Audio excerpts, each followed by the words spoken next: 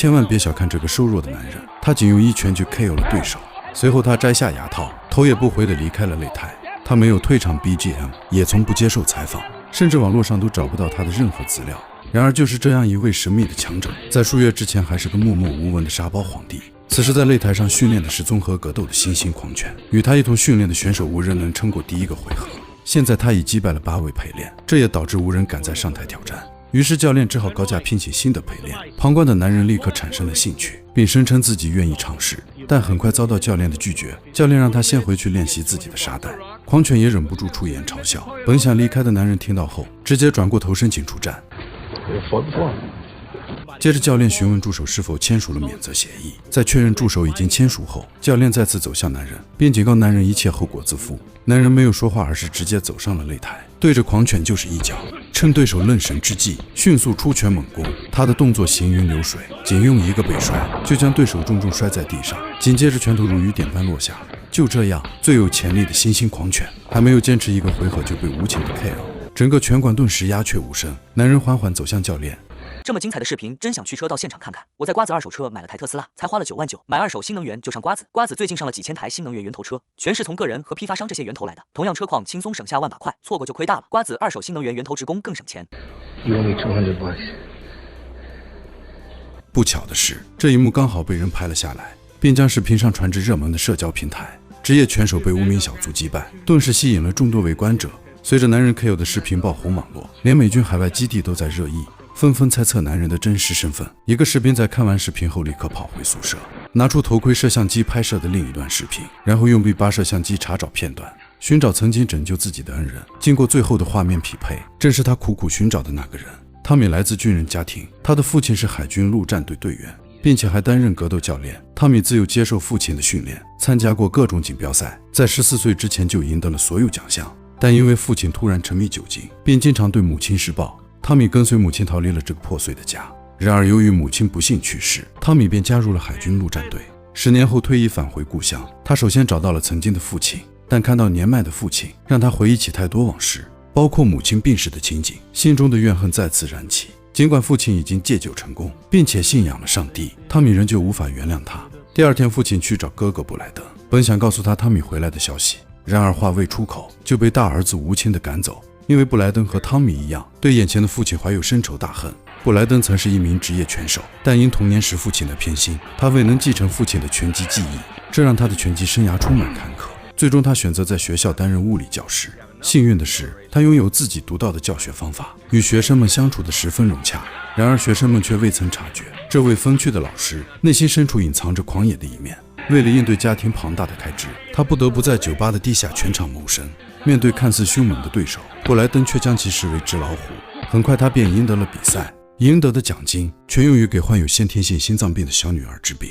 因为小女儿的病情需要大量资金维持，他甚至已经2次抵押了自己的房产。随着贷款的压力日益增大，他不得不重拾就业。但他打黑拳的事很快传到了校长的耳朵里。校长询问了布莱登的情况，他坦白了实情，并表示自己急需用钱。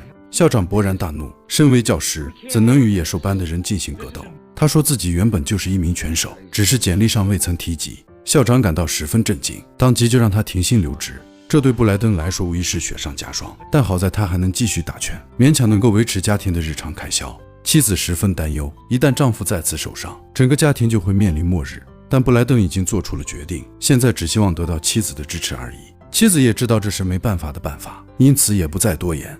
随后布莱登找到了老友弗兰克，希望他能提供训练场地。弗兰克自然不会拒绝好友的回归，但由于自己正在培养一名种子选手，准备参加奖金高达500万的斯巴达锦标赛，所以没有太多时间照顾布莱登，只能让他自行训练。另一边，汤米也渴望参加比赛，因为他曾向殉职的战友承诺要照顾战友的遗孀，而获胜的巨额奖金无疑是最好的生活保障。于是他主动找到年迈的父亲，让他像以前一样训练自己。父亲感到十分欣慰，以为能借这个机会修复父子关系。然而汤米只是想要更专业的训练，并非想要和解。这时父亲提出了几个条件，要求汤米交出所有药物，搬来与自己同住，并且饮食必须遵循养生指导。汤米为了能赢得这场比赛，答应了父亲的所有要求。为了这500万美金，汤米经过严格的体能训练，逐渐恢复了昔日的巅峰状态。与此同时，布莱登看到种子选手接受采访，内心也开始泛起波澜。尽管自己已过巅峰年龄，但体能和毅力远超种子选手。显然机会总是留给有准备的人。果然意外不期而至，种子选手突然扭伤脚踝，不得不退出比赛。布莱登抓住机会，向朋友提出自己是否可以代替种子选手参加那即将到来的斯巴达锦标赛。朋友对他能否承受比赛压力表示担忧，但布莱登坚信自己能够胜任，于是朋友便同意了他的请求。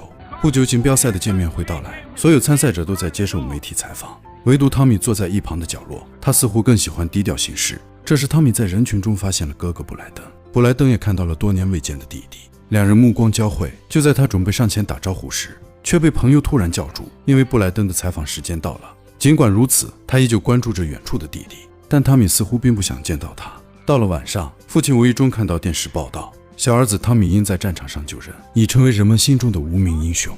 于是他急忙叫来汤米一起观看这则新闻。然而汤米只是随意扫了一眼，便转身回到房间，随后拿起外套，准备去外面透透气。没想到哥哥也来到了沙滩，偶遇了正在散步的弟弟。多年未见的兄弟俩再次相遇，却难以表达出太多的激动之情，因为他们都经历了太多生活的艰辛。尤其是汤米，现在的他心上长满了刺，不仅对父亲怀有恨意，对亲哥哥布莱登也是如此。因为曾经他们约定一起逃离，但哥哥却为了现在的妻子突然改变主意，选择留下。汤米不愿听哥哥的任何解释，脸上满是厌恶和仇恨，这也激起了布莱登心中的怒火。Not the only one that suffered, Tommy. I didn't even know she was sick. I never even got the chance to say goodbye to my own mother. You had no right to keep that from me. That was not your decision to make. 但汤米认为这些都不是借口，最终两人不欢而散。比赛很快开始，16名选手将在2天内决出胜负。现场观众热情高涨，场外的人们也期待已久。第一位出场的选手正是汤米，他没有音乐，没有赞助商，网络上也找不到他的任何资料。然而这位神秘的选手只用了一拳，直接击倒了对手。接下来出场的是哥哥布莱登，他以替补的身份登上了擂台。解说员将他比作小金鱼，等待着被大鲨鱼吞噬。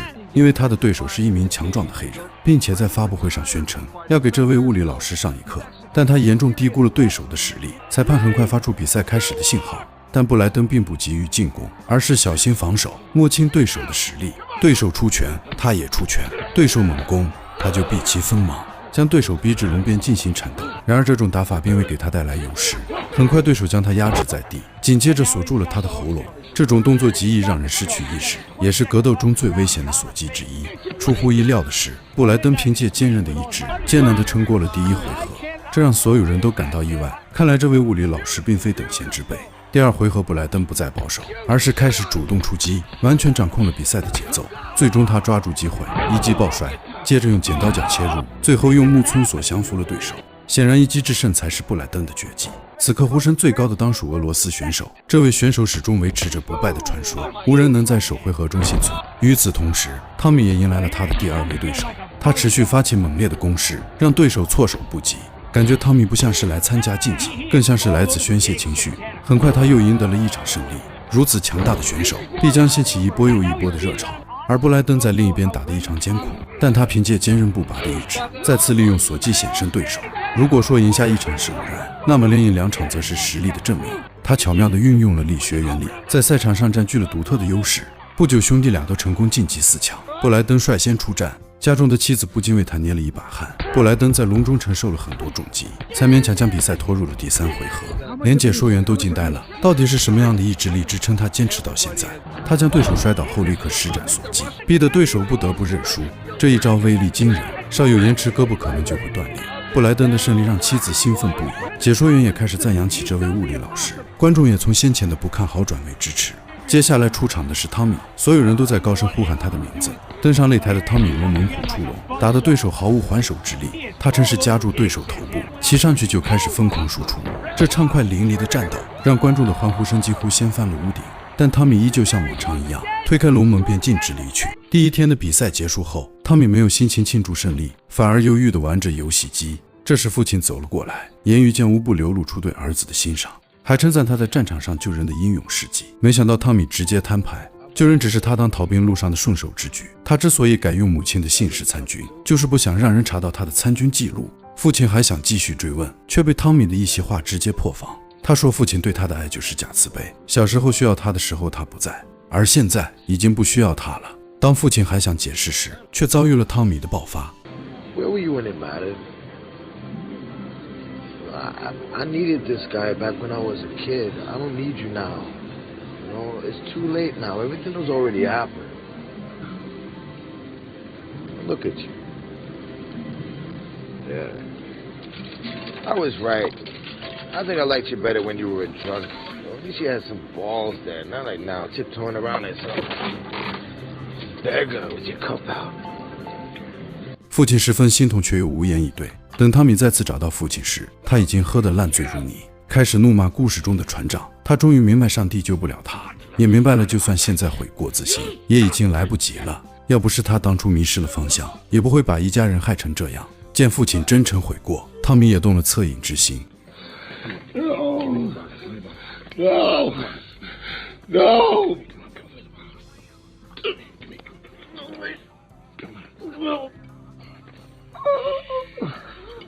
熾热的赛场上，汤米神情冷峻地出场。与以往不同的是，他的战友们成群结队地来为他加油，军歌是如此嘹亮，振奋人心。这一幕宛如胜利日的时代广场。汤米的对手进场后不断挑衅，引起军人方阵的阵阵嘘声。对峙时更是口出狂言，完全没把汤米放在眼里。